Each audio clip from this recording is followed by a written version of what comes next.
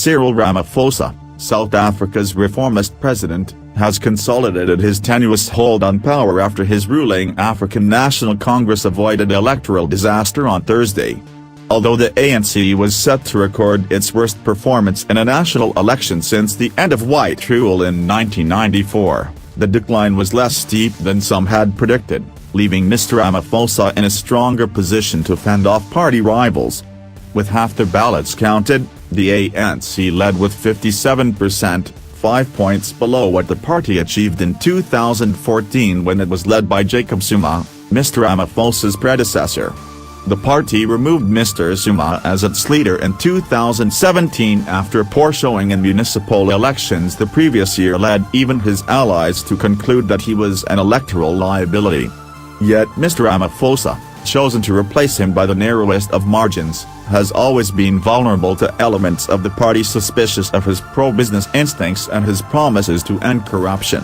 Had the ANC's share of the vote slipped closer to 50%, as some opinion polls suggested, Mr. Ramaphosa, who became South Africa's president last year, risked a potential leadership challenge from an alliance of populists and Zuma-era holdovers who fear prosecution.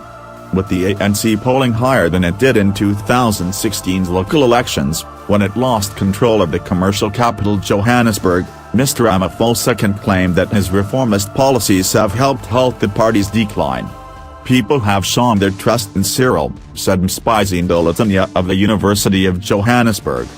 The ANC would never have done so well without him. This is a gift the ANC can't waste. The ANC appears to have shed support among black voters to both the pro-market Democratic Alliance DA and the far-left Economic Freedom Fighters EFF led by Julius Malema, a radical populist who advocates the forced seizure of white-owned farms.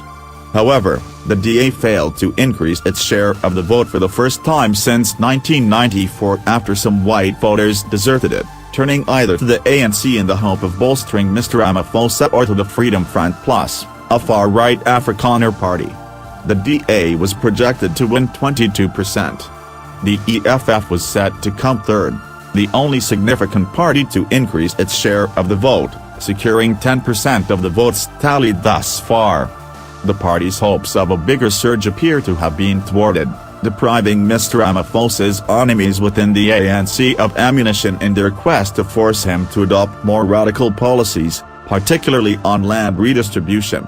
Analysts suggested that, although it enjoys the support of unemployed South Africans bitter with the ANC's failure to boost jobs, the EFF may now have reached the height of its electoral appeal. The EFF appeals to a particular constituency, populism and radicalism, and it is unlikely to get more than in this election, Mr. Ndolotanya said.